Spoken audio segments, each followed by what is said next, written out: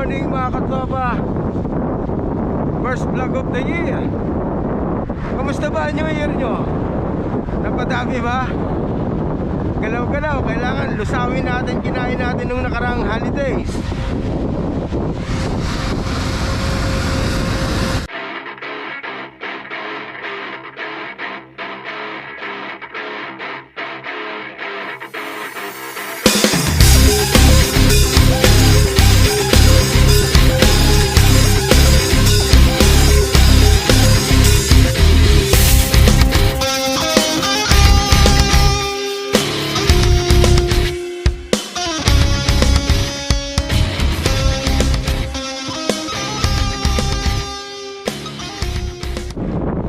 This video i-share ko sa inyo yung mga dinadaanan ko pag pumapasok ako.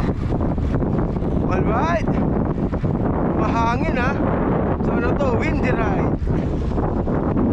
Mahangin. Tignan nyo yung mga puno oh. Oh, tinatangay nga ako eh. Tinatangay tayo, lakas ng hangin. So ito yung daily route ko. So ahon to, papuntang ano to, St. Francis Church. Laki na ang ginagawa rito sa Jebel Ali Village oh. Ang laki niyan, hanggang dun yan.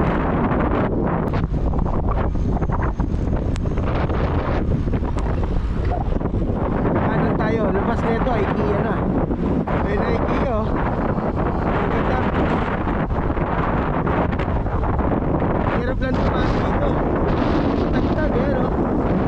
Makita ng manopix.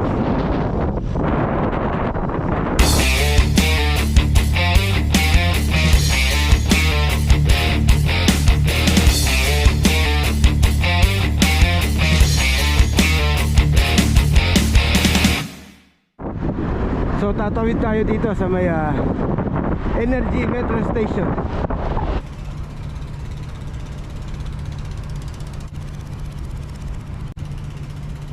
Nakatawid na tayo ng metro. So dito tayo dadaan sa may likod para safe. Ang ayaw ko lang sa area na to, may dinadaanan na off-road. Ayan o. Kaya kawawa si TCR natin. Oh, lalo na dyan oh. Kaya dito ako dumadaan sa gilid eh.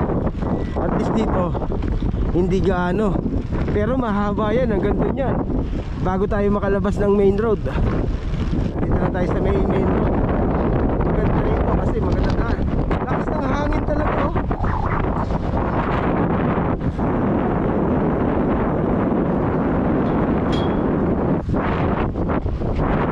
Sa loob na tayo ng Japsa.